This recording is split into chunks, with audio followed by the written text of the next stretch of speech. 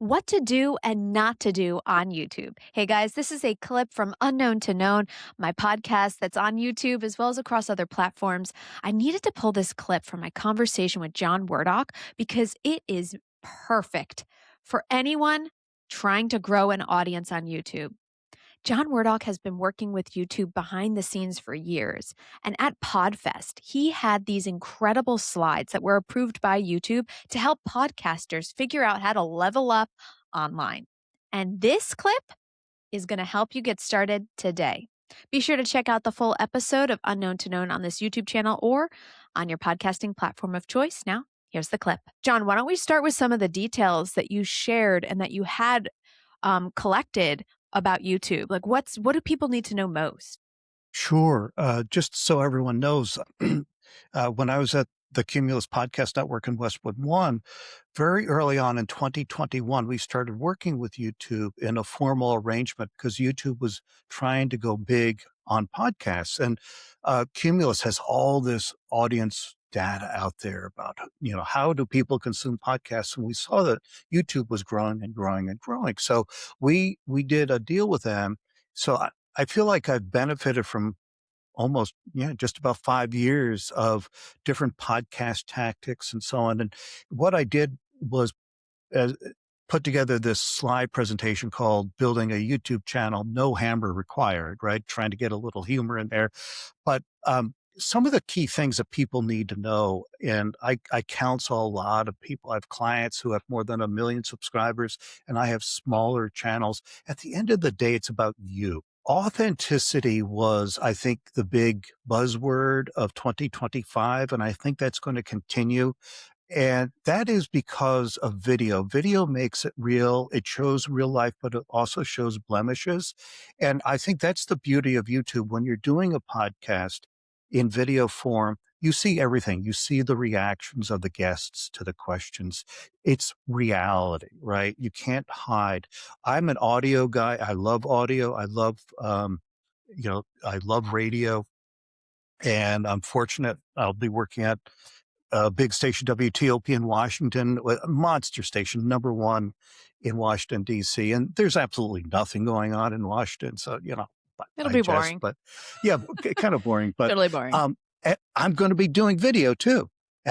So it's cool because this is where we are. And what I would recommend to people, if I only had 30 seconds with them, I would say, come up with your mission. What is your mission for your YouTube channel? There's so many of them out there.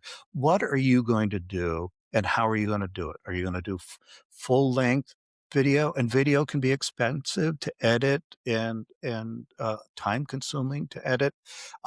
Maybe you just do clips, maybe you just do shorts. Maybe you intersperse audio with video. You can do that. And YouTube is working on some things to use video to help audio. So you got to figure all that out before you just go off and start a YouTube channel. What are you going to do? Yes. And how are you going to distinguish it from all the others out? So true. And I think that the point he's making here, guys, is also very similar to what we're constantly saying. Like, you really need to fine tune who you are, who you're talking to, and how you plan to serve them. You also need to know what's the transformation they're going to get from your content.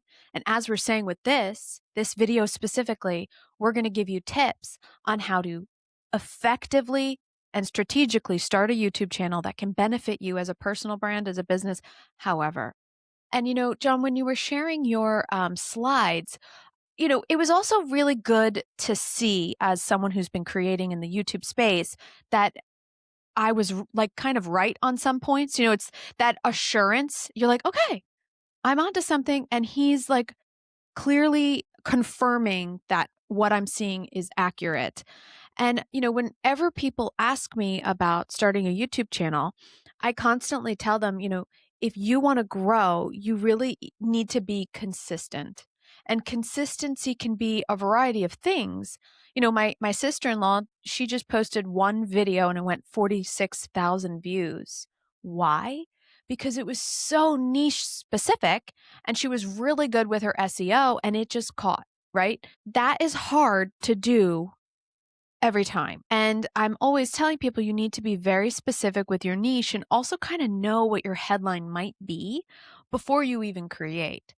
Would you mind sharing some of your, like, maybe your first 5 tips or steps that you tell people before Sure, they start creating? sure. For the answer to that question, you'll need to listen to the full episode, either on your podcasting platform of choice or right here on YouTube. And be sure to check out John Wardock on Substack. Our conversation is so in depth on what to do and what not to do on YouTube that you totally need to check it out if you are trying to grow your brand online. The other thing I want to add is I've been sharing more of my hot take on a regular basis on my episodes of Think Like a Producer.